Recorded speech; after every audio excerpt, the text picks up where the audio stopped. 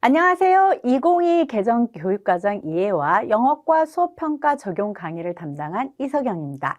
이 강의는요, 2025년부터 적용이 되는 2022 개정 교육과정에 대해서 이해를 하고 그것을 영어과 수업과 평가에는 어떻게 적용할 수 있을지에 대한 방법과 구체적인 사례를 안내해 드리는 강의입니다. 오늘은 제일 첫 번째 시간으로 교육과정이 도대체 무엇이지?에 대해 알아보는 시간으로 갖도록 하겠습니다. 이번 시간에는 먼저 교육과정을 이해한다는 것이 무엇인지, 그리고 이해하는 것이 왜 중요한 건지 알아보고, 그 다음 교육과정의 유형에 대해서 살펴볼 거예요. 그래서 그 교육과정 유형들에 따라서 우리나라는 어떠한 교육과정의 변천을 거쳤는지 살펴보는 시간으로 안내 드리겠습니다. 첫 번째, 교육과정이 무엇인가요? 알아볼게요. 선생님들, 일단 교육과정이 뭐예요? 교육과정이 뭔지 알아야 그것에 대해서 이해를 하고 우리 수업과 평가에 적용할 수 있잖아요. 교육과정은 일단 엄청 큰 개념으로 보면 학교 안팎에서 이루어지는 모든 학생들의 경험을 의미해요. 근데 이건 너무 크잖아요. 그래서 좁은 의미로 생각해 보면 학교에서 수업 시간에 가르치는 교과 내용을 의미하는 거고요. 저는 이번 강의에서 주로 교육과정을 이 좁은 의미의 교육과정으로 생각을 하고 설명을 드릴 거예요. 그래서 교육과정을 수업 시간에 영어과에서 가르칠 때 어떤 것을 가르쳐야 하는가에 대한 것이 교육과정이구나, 영어과 교육과정이구나 이렇게 생각을 하시면 되는데 이 교육과정은 특징이 있어요. 어떻게 보면 교과별로 공통점이라고 생각해도 되는데 일단 뭘 가르쳐야 될지 결정하셔야 되잖아요. 그래서 교육 목적에 맞는 내용을 선택을 하는 것이 일단 가장 중요합니다. 그런 다음에 그렇게 선정을 한 것을 학생들이 경험을 할 때 어떻게 순서대로 어떤 방법으로 어떤 위계를 가지고 배워야 할지를 배열을 하게 되죠. 그럴 때 학생들의 능력 수준이나 연령 같은 것을 고려해서 가장 적절하다고 생각하는 것을 정해서 순서대로 배열하게 되는 것이 교육과정입니다. 그래서 교육과정을 방금 설명드렸듯이 구성 요소가 있어요. 가장 중요한 것이 목표죠. 방금 내용 얘기했는데 사실 그 내용이 왜 그 내용이어야 하고 왜 그 순서여야 하는지는 목표에 따라 결정이 되기 때문에 목표가 1번으로 중요한 구성 요소. 그 다음에 학습 경험. 선정해서 조직하는 거니까 학습 경험이 두 번째 구성 요소. 그 다음에 제대로 배웠는지, 제대로 교육과정이 적용되었는지 평가해야 되잖아요. 그래서 이 세 가지가 교육과정의 핵심 구성 요소입니다. 조금 더 자세히 살펴보도록 할게요. 먼저 교육 목표. 목표는 우리가 무엇을 가르치고 어떻게 가르칠지에 대한 이유예요. 왜 이것을 이런 방법으로 가르쳐야 되는지를 밝혀놓은 건데 되게 명확하게 쓰죠. 우리 수업에 할 때도 수업 목표, 학습 목표 있잖아요. 그것들 보면 뭐뭐를 쓴다, 만든다, 한다, 뭐뭐 할 수 있다 이런 식으로 되게 구체적이고 명확하게 제시가 되기 마련이고요. 일관성이 있어야 돼요. 목표가 어떤 때는 이게 중요했다고 하다가 어떤 때는 이렇게 하다고 왔다 갔다 하지 않고 일관성이 있어야 되는 게 중요하고요. 보통은 인지적 목표, 그 다음 정의적 목표, 그 다음 기술적 목표로 진술되는 것이 일반적입니다. 이것이 목표고요. 두 번째 구성 요소 교육 내용을 한번 보도록 하겠습니다. 교육 내용은 왜 정해지냐면 목표를 달성하기 위해서죠. 그래서 교육 내용은 목표를 달성하기 위해서 가장 적절한 것으로 선택을 해서 그것을 가로, 세로, 횡적 1학년 때는 뭐 가르치고 2학년 때는 뭐 가르치고 3학년 때는 뭐 가르치고 이런 식으로 조직을 하는 것이 교육 내용에 모두 포함이 됩니다. 그래서 우리가 제일 중요한 게 뭐냐면 목표가 설정된 다음에 어떤 내용을 어떻게 조직할 건지를 굉장히 특히 무엇을 어떻게 조직할 건지가 되게 중요한 우리의 관심 과제가 되는 거죠. 그 다음 교육 과정의 구성 요소 중에서 그 교수학습 내용에 관해서 조금 더 자세히 살펴볼 건데요. 일단 무엇을 가르칠지 정할 때 우리가 생각을 해야 될 것들. 이거는 선생님들이 한 단원을 가르칠 때 생각해 보는 것과 거의 유사합니다. 일단 뭘 가르쳐야 되지, 왜 가르쳐야 되지 목표를 설정을 한 다음에 그 과제 이것을 이 목표에 도달하기 위해서 어떤 것들이 수행돼야 되지, 어떤 것들이 되어져야 되지 생각을 한 다음에 그 다음에 이 내용을 가지고 어떻게 수업을 할까 생각을 하고 그 다음에 형태는 어떻게 할까? 직접적으로 가르쳐 줄까? 학생들이 탐구하게 하는 귀납적 방법을 사용할까? 그다음 어떻게 확인하지? 이런 것들을 전부 다 학습 경험 내용 속에 이런 것들을 고민하면서 선정을 하게 되는 거고요. 가장 마지막으로 평가를 하게 되면 교육 과정이 목표로부터 시작해서 내용을 선정해서 조직하고 그다음 평가까지 하는 것으로 구성이 되게 됩니다. 그러면 이러한 교육과정들 어떤 유형이 있는지 알아볼까요? 선생님들은 교육과정은 하나의 유형만 있는 것이라고 생각하실 수도 있겠지만 사실상 1900년대 이후로 교육을 서양이나 동양의 교육을 살펴보면 굉장히 다양한 교육과정이 있다는 것을 그리고 실제 여러 나라들이 다양한 교육과정을 적용하고 있음을 알 수 있습니다. 그래서 이 교육과정의 유형에 대해서 선생님들이 기본적으로 알고 있으면 우리나라에서는 이런 것들의 중요성이 이쪽으로 옮겨가면서 교육과정들이 다른 유형들이 적용되었구나를 아실 수 있게 돼요. 가장 대표적인 것이 교과 중심 교육과정. 사실 이거는 지금 현재 우리나라의 교육과정에서도 가장 큰 영향력을 발휘하고 있는 교육과정입니다.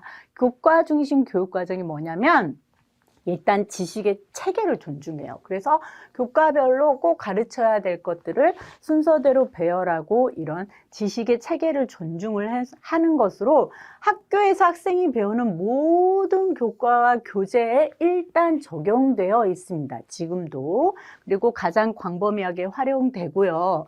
이런 지식의 체계를 존중하는 교육이 수십 년간에 걸쳐서 이어지면서 문화유산도 전달이 되고 교과의 체계도 전달이 되고 형식 도야를 중요하게 여기는 그런 학문적 교과적인 기풍도 유지가 되고 있죠. 그래서 이 교과 중심 교육과정의 특징을 살펴보면 일단 지식의 체계를 선정을 하잖아요. 그러니까 수업을 사전에 객관적으로 다 계획을 세워놓고 그래 3월에는 이거 가르치고 1학년 때는 이거 가르치고 뭐 2학년 때는 이거 가르치고 정해져 있단 말이죠. 그래서 계획한 대로 진행할 수가 있어요.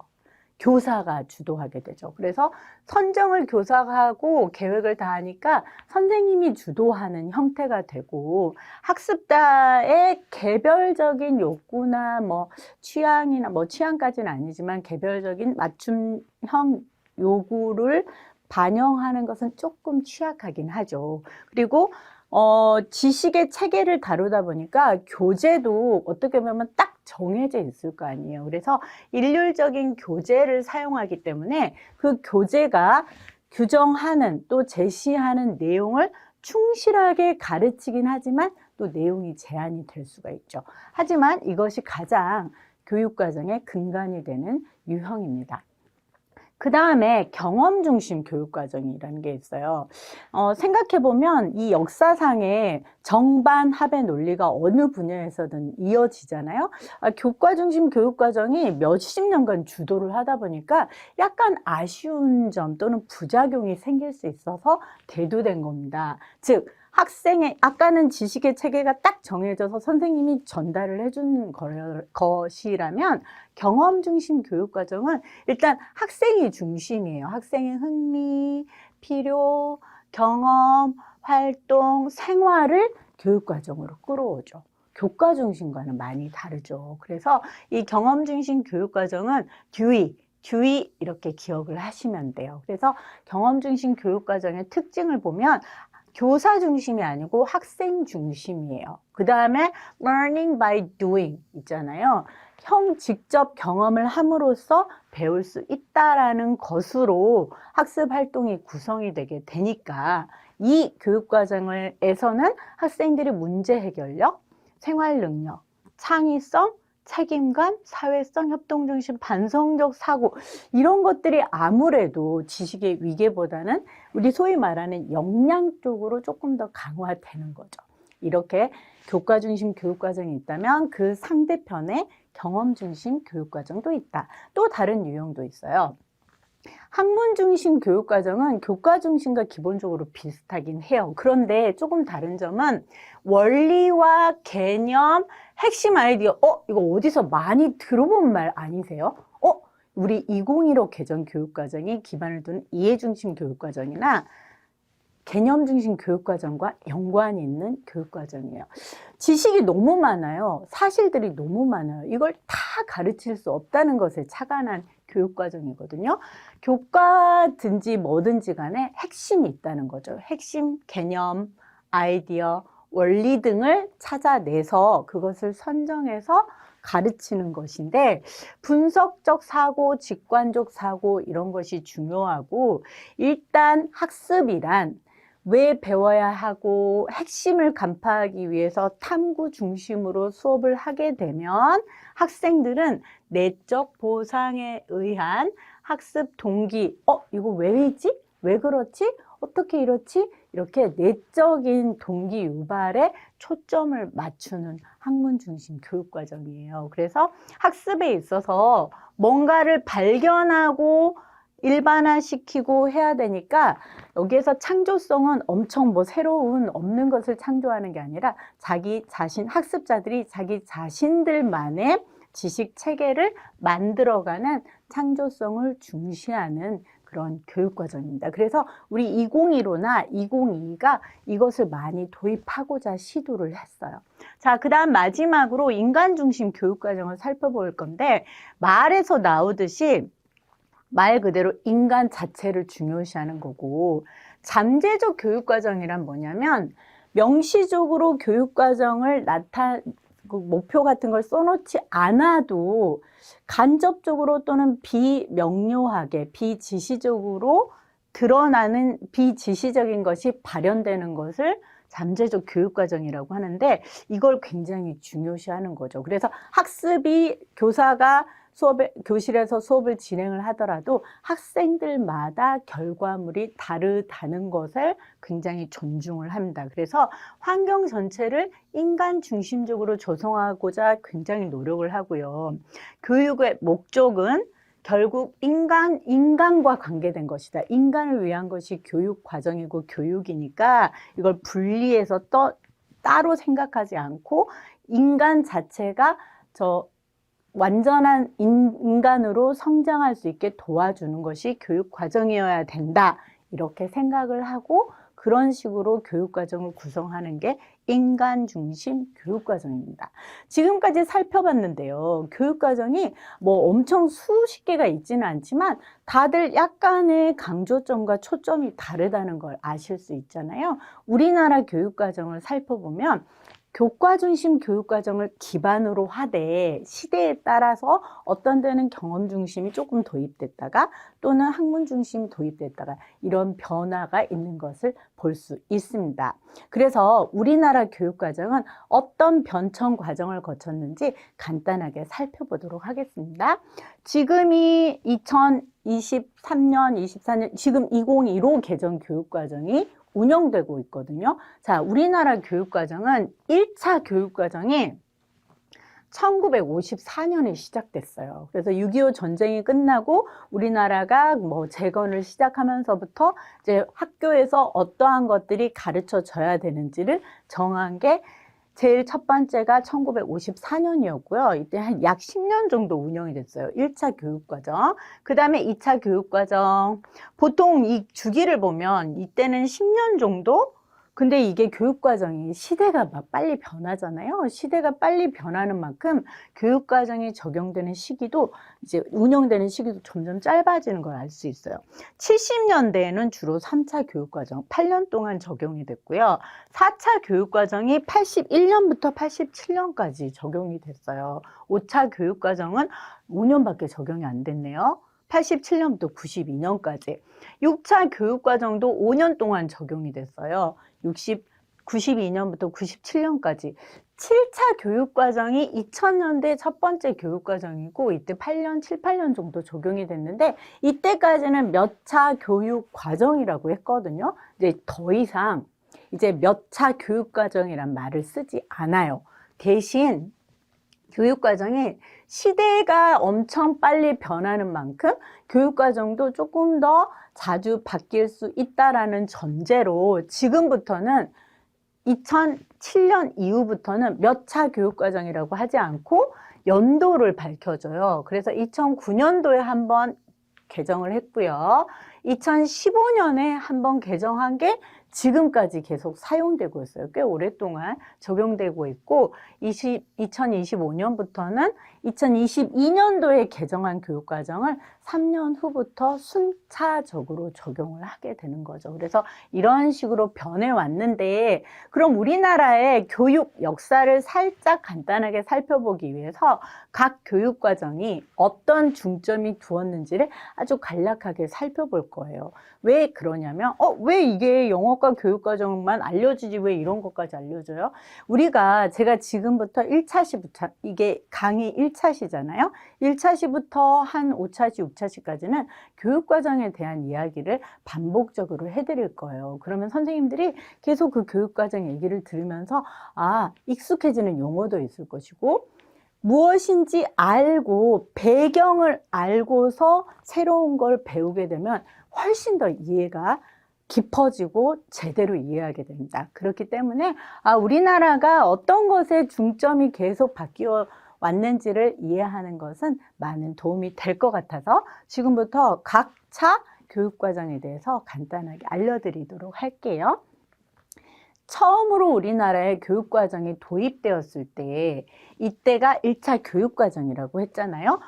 이거 여기 제가 아까 말씀드린 교과 중심 교육과정을 채택했어요. 우리나라는. 그래서 이 교과 교육과정이 처음으로 도입이 됐지만 그때 당시에 미국의 듀이의 경험 중심 교육과정이 굉장히 유행하던 시기였거든요. 그래서 아무래도 경험 중심 교육과정의 영향이 많이 들어왔어요.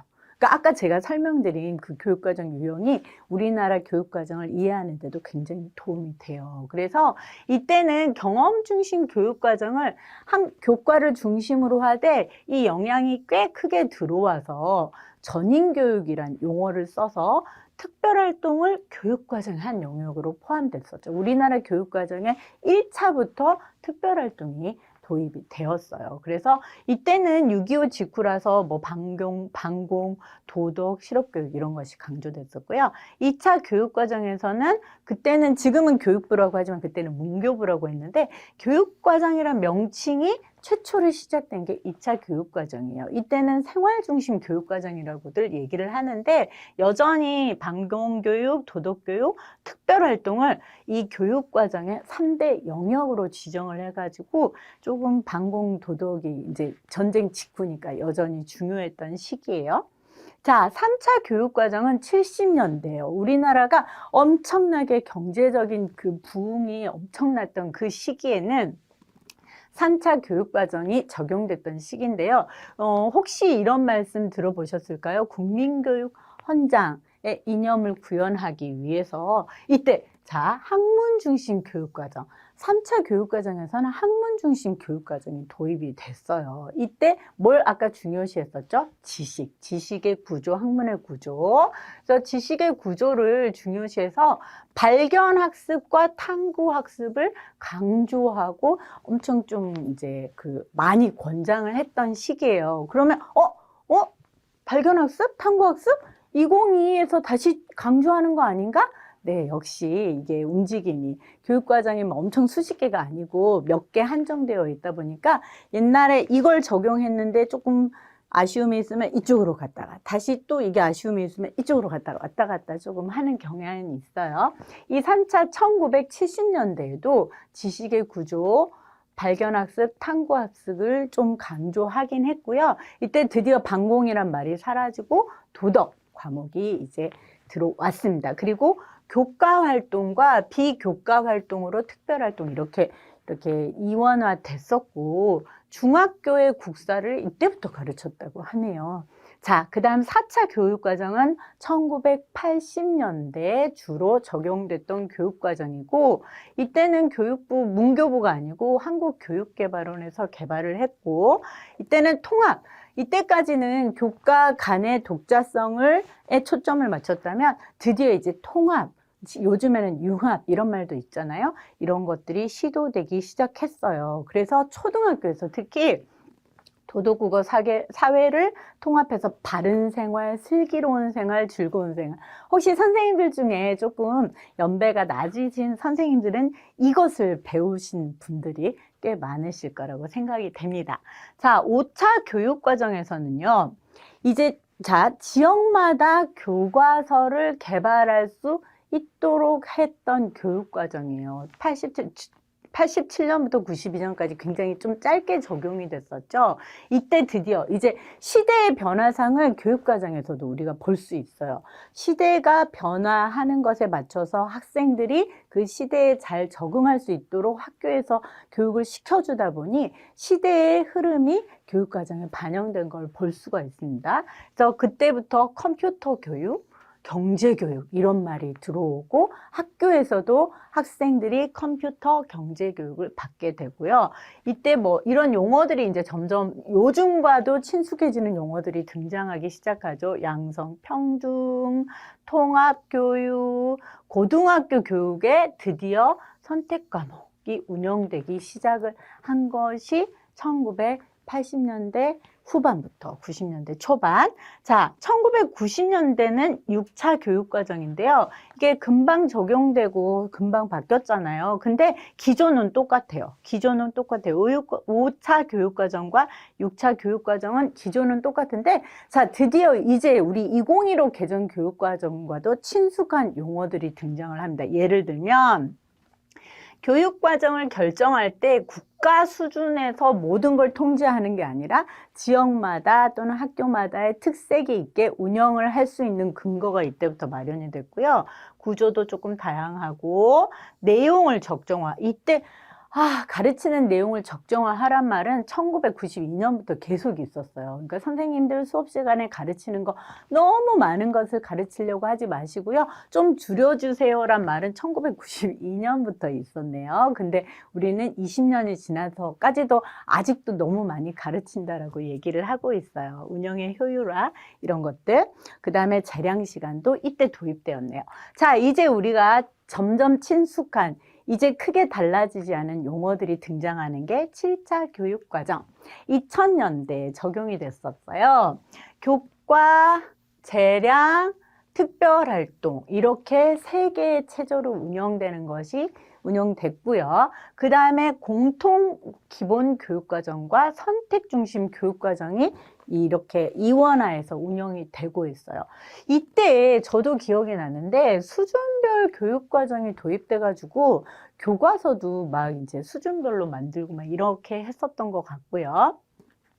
중학교, 중등, 중고등학교에 재량활동이 도입이 되고 좀 확대시키려고 했었고 질관리 중심의 교육과정 평가체제 이때부터 평가에 대해서 조금 더 진지하게 고민을 하면서 운영이 되기 시작을 했어요. 2000년대부터 초등학교는 재량활동이 강화됐고 이때 이 교육과정의 특징을 단적으로 말하자면 수준별 교육과정, 선택중심 교육과정, 재량활동 교육과정이라고들 특징을 붙이곤 해요.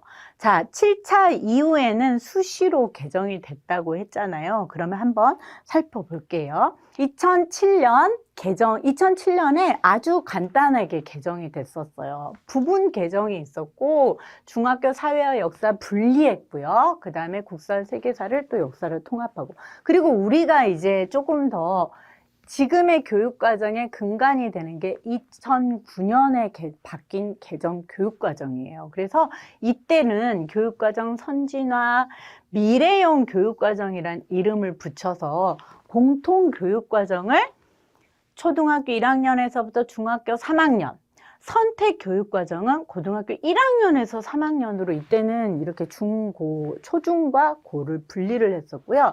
이제 창체, 우리 요새 창체 줄여서 말하잖아요. 창의적 체험활동과 교과로 이렇게 두 개로 분류를 했어요. 학년군제, 교과군제, 그 다음에 자율적, 학교 교육과정의 자율성을 이때부터 부여하는 근거가 마련이 됐고요. 대학 과목 선이수제라는 게 운영이 되기도 했어요. 자, 지금 여기까지 설명해 드린 게 지금 우리가 적용되고 있는 2015 개정 교육과정 직전까지 있었던 교육과정을 살펴보았습니다. 선생님들 이번 시간에 교육과정이 뭔지 그리고 교육과정의 유형을 살펴봤고요. 우리나라는 그런 여러 유형의 교육과정 중에 역사상 어떤 교육과정이 조금씩 적용되면서 운영되었는지를 살펴봤는데요. 2강에서는 우리 2015 개정 교육과정과 지금 우리가 이제 당면한 교육과정과 차후 있을 2022 개정 교육과정에 대해서 조금 더 자세히 알아보도록 하겠습니다.